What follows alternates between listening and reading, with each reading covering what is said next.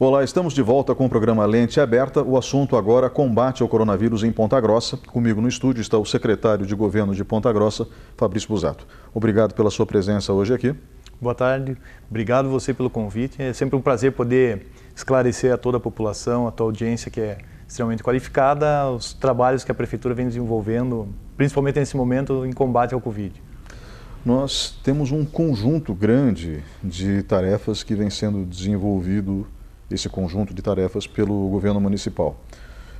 Entre essas ações do governo municipal, uma que envolve diretamente a TVE, que é a TV Educativa, e graças a Deus que a Prefeitura tem uma emissora de TV, que envolve justamente as aulas da rede municipal de ensino. São 30 mil crianças que estão sendo assistidas nesse momento pela TVE através de um projeto elaborado pela Secretaria Municipal de Educação e produzido pela TVE, pelos funcionários da TVE, que é o programa Vem Aprender. Mas essa é uma das ações do governo municipal que vem sendo executada. Que outras ações o governo municipal teve que tomar em outros segmentos para que a cidade se sentisse mais segura, já que houve sim uma postura de comando por parte de prefeitos e governadores em todo o país para o combate da doença? Sim. Você falou muito bem, né, a questão da educação e esse projeto que a Secretaria Municipal de Educação e a TV Educativa vem produzindo é um programa fantástico. Eu tenho certeza que o reconhecimento que o município vem tendo do trabalho da Secretaria e da TV vai ser reconhecido nacionalmente. Fora isso, a gente tem uma série de atitudes que o município tomou que são, se você for ver no primeiro momento, bastante restritivas, mas pensando na salvaguarda da saúde de todos. E isso reflete, a gente tem um reflexo nos resultados numéricos do município, né? Não há o que se comemorar numa pandemia, mas Ponta Grossa, você vendo o cenário de estado e de Brasil, está numa situação muito mais confortável, muito mais segura e muito mais controlada, né? As ações são principalmente da saúde, né?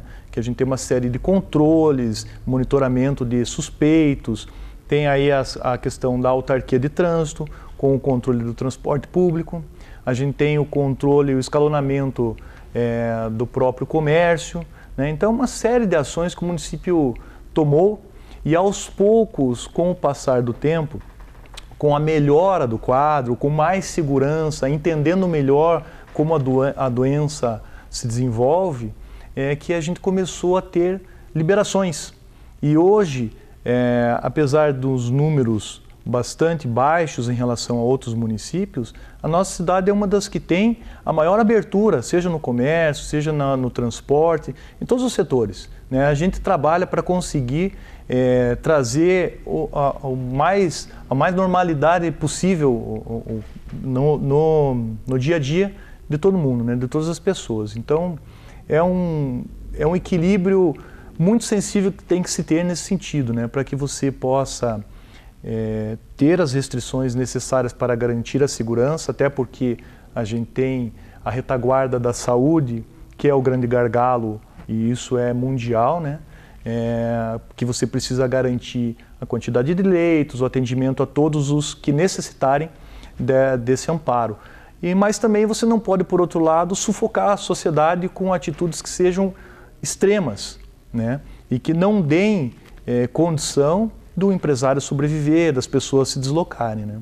Então a gente tem tido várias atitudes que são muito bem pensadas, debatidas no nosso comitê de emergência, com uma avaliação juntamente também com o comitê, com o COI, que é um comitê especializado da saúde, para que a gente possa, nos decretos que o município publica, ter ações na medida mais correta possível, né? Então eu acho que com isso a gente tem tido bons resultados e o avanço, se Deus quiser, nós vamos passar por essa pandemia da melhor ou da maneira menos impactante possível em todos os setores. Nós, como sociedade, não estávamos preparados para enfrentar esse tipo de coisa. Aí, quando eu falo de nós, eu não me refiro só a Ponta Grossa, eu falo do mundo inteiro. Exatamente. Houve um descompasso em relação ao que aconteceu, que foi absurdo, por parte principalmente da Organização Mundial de Saúde, que não solicitou o isolamento total da China na época certa. E, infelizmente, aconteceu o que aconteceu. A completa ausência de comando nesse setor no mundo, né, por parte da ONU, que seria a Organização Mundial de Saúde, sinceramente foi letal, né? E isso dito literalmente, né? Mas o fato é que muitos governantes acabaram se saindo bem diante da crise dentro da sua análise regional ou micro-regional. E eu acho que foi o caso de Ponta Grossa. Nós temos um número baixíssimo de óbitos, baixíssimo, né? Nós temos poucos casos também. Existe uma característica geográfica que talvez tenha ajudado ou não, eu gostaria de saber a sua opinião em relação a isso. A cidade de Ponta Grossa é muito espalhada, é muito horizontal. Isso, num lockdown, por exemplo, mesmo que parcial, dificulta, obviamente, o contágio. Então, nós temos algumas características que ajudaram. Segundo o Dr. Rodrigo Manja Bosco, que é o secretário adjunto de saúde da Prefeitura de Ponta Grossa, nós estamos, nesse momento, atravessando o pico, agora em julho. E aí vem a pergunta, nós vamos estender, por exemplo, durante todo o mês, a questão do toque de recolher, que foi bem recebido pela comunidade, em virtude de algumas pessoas que, infelizmente, acabam não respeitando a necessidade de distanciamento social? Quero te responder primeiro a tua primeira pergunta com relação à condição do município. Eu acho que entra nessa conta essa particularidade de a gente ter uma cidade menos vertical, uma cidade mais espalhada, que muitas vezes é uma dificuldade, né? A chegada dos serviços do município, né? As linhas de transporte público, a escola pública, a unidade de saúde, é uma dificuldade para o município manter isso e tem mantido. Um pesadelo logístico, né? Mas é uma característica que também ajuda, né? A gente tem uma série de fatores, esse é um. A gente tem o Feira Verde, por exemplo, que é um programa que você recolhe os recicláveis através da população e entrega alimentos de qualidade. Isso também é uma questão de saúde que ajuda muito. A questão das nossas crianças na escola, que foi interrompida, mas a alimentação da escola é de muita qualidade. São entre 3 e 4 refeições diárias, né? Então, você traz saúde à população, né? Daí tem as medidas de contenção que a gente já falou e chegamos ao toque de recolher. Toque de recolher por quê? Porque, infelizmente, obviamente, sempre haverá uma parcela da população que não compreende totalmente as normas ou as determinações estabelecidas, né?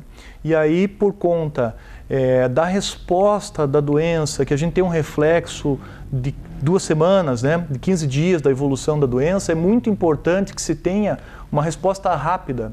Quando se percebeu que o município vinha entendendo as regras, os decretos, mas esta parcela não respeitava, a única alternativa que restou ao município era decretar um toque de recolher. Foi muito bem pensado, houveram todos os questionamentos internos antes de se estabelecer um toque. Tanto é que o primeiro toque de recolher, se eu não me engano, a primeira e a segunda semana, foram apenas nos finais de semana. E que surtiu um efeito positivo, né? Inclusive, de um final de semana para o outro, a gente teve uma queda bastante grande do não cumprimento dos decretos. Aí a gente precisou, por conta realmente da evolução da doença, porque era o momento esperado para isso, já calculado que seria o mês de julho, a gente ampliou o toque de recolher para toda a semana. Então a gente tem agora, nesse momento, um período de 14 ou 15 dias contínuos de toque de recolher. A gente tem tido uma fiscalização diária, né? Existem autuações diárias, mas o número caiu muito. No início a gente teve um grande número de autuações, hoje a gente chegou a um pouco mais de 60 autuações, são mais de 50 mil reais em multas, que serão convertidas em cestas básicas. A intenção do município, primeiro, não é punir. A nossa principal atitude é a orientação, mas a partir do momento que não se cumpre, há punição e há uma multa, uma autuação, e é convertida em cesta básica para atender a população carente. O município não pensa em criar uma arrecadação ou uma fábrica de multa. A ideia é uma aplicação social para esse recurso. O toque de recolher deve ser estendido até o fim do mês? A gente depende agora, durante essa semana ainda, depende da análise da evolução dos números, né? Se for necessário, sim. Mas há uma análise muito criteriosa e responsável e dia a dia o cenário muda. Então é uma pergunta que eu não tenho como te responder no momento. É uma análise que a gente precisa diariamente ver a evolução do quadro da doença, analisar a retaguarda da saúde e ver o comportamento da população, que está cada vez mais entendendo, aprovando e respeitando os nossos decretos. Secretário, obrigado pela participação nesse bloco. Nós vamos agora para um breve intervalo e voltamos em instantes com o programa Lente Aberta. Por favor, fique com a gente.